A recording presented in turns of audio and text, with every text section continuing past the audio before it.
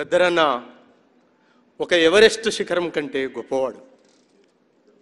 గద్దరన్నలాగా పాట పాడేవాళ్ళు ఈ ప్రపంచంలో చాలామంది ఉండవచ్చుగాక, గద్దరన్నలాగా నాట్యం చేసేవాళ్ళు కూడా చాలామంది ఉండవచ్చుగాక, కానీ గద్దరన్నలాగా కడుపులో తూటాలు పెట్టుకొని ప్రపంచం ప్రభుత్వాలతోటి కొట్లాడిన మహాయోధుడు గద్దరన్న.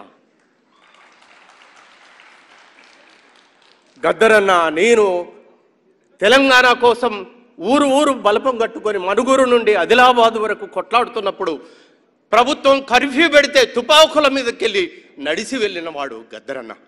అలాంటి తెలంగాణ రాష్ట్రం వచ్చిన తర్వాత గద్దరన్న నేను చూశాను చాలాసార్లు. ఆయన విప్లవం కోసం పాడినప్పుడు ఆయన మీద తూటాలు ఎక్కుపెట్టారు, గద్దరన్నని లాఠీలతోటి కొట్టారు, గద్దరన్నని జైల్లో పెట్టారు. చివరికి తను ఏ తెలంగాణ కావాలని కొట్లాడారో ఆ తెలంగాణ గవర్నమెంట్ గడి ముందు 3 గంటలు ఎర్ర టెండర్లో నిలబడ్డాము, కానీ లోపలికి అవకాశం ఇవ్వని ఓ దుర్మార్గమైన వ్యవస్థను కూడా నేను కల్లార చూశాను. కానీ గద్దరన్న లాంటి మహా వ్యక్తికి చనిపోయినప్పుడు, శ్వాస వదిలినప్పుడు అక్కడ ఉన్నది ముగ్గురం. తన సూర్యం, వెన్నెల, నేను, రేవంత్ రెడ్డి గారు.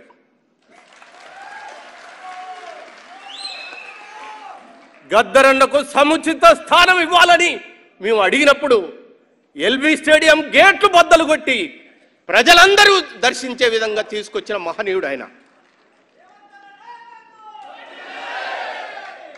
గద్దరన్న ఏ స్వప్నం అయితే కన్నాడో నెత్తుటి మరక పడకుండా, గద్దరన్న ఏ విప్లవాన్ని అయితే కోరుకున్నాడో ఓ డెమోక్రటిక్ పద్ధతిలో ఇక్కడ ప్రమాణ స్వీకారం జరుగుతుంటే అక్కడ గడిగోడలు కూల్చిన విప్లవకారుడు రేవంత్ రెడ్డి గారు.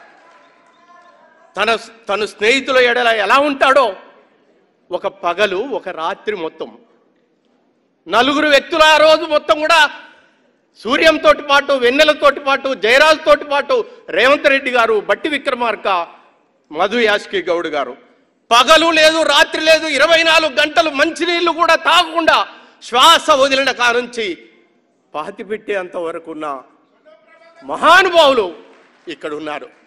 అంటే నాకు ఆ రోజే అర్థమైంది, ఇలాంటి ఒక చాకు లాంటి ఓ డెమోక్రటిక్ వ్యక్తి ఈ రాష్ట్రానికి ముఖ్యమంత్రి అయితే మా కలలు స్వప్నిస్తాయని ఆ రోజే మేము కలలు కన్నాం. గద్దరన్న కలలు కన్నట్లే ఈరోజు ఏ కవికి కూడా, ఏ కళాకారుడికి కూడా ఒక ప్రజాయుద్ధ నౌకకు ఎలాంటి జన్మదిన వేడుకలు జరగాలనో అంత అత్యున్నతంగా జరుగుతున్న ఈ ఉత్సవాన్ని నిజంగా గద్దరన్న చూస్తే తన జన్మదినం ఎంత గొప్పగా ఉండేవాడు. అన్న, నీ ఆశల కోసం నడుస్తాం, నీ పాటలై పాడుతాం, నీ ప్రశ్నలపై పోరాడుతాం, నీ ఆశయాలకు ముందుకు పోతామని తెలియజేస్తూ ఈ అవకాశం గద్దరన్న చనిపోయినప్పుడు చూస్తే లాల్ సలాం లాల్ సలాం లాల్ సలాం ఒక పక్క, జై భీమ్ జై భీమ్ జై భీమ్ ఒక పక్క, బుద్ధం శరణం గచ్చామి అని ఒక పక్క, అలాంటి ఒక వేదిక మీద బౌద్ధ పద్ధతిలో ఈరోజు తన జన్మదిన వేడుకలు జరగటం గర్వకారణం. ఈ అవకాశం ఇచ్చిన అందరికీ పేరు పేరున కృతజ్ఞతలు.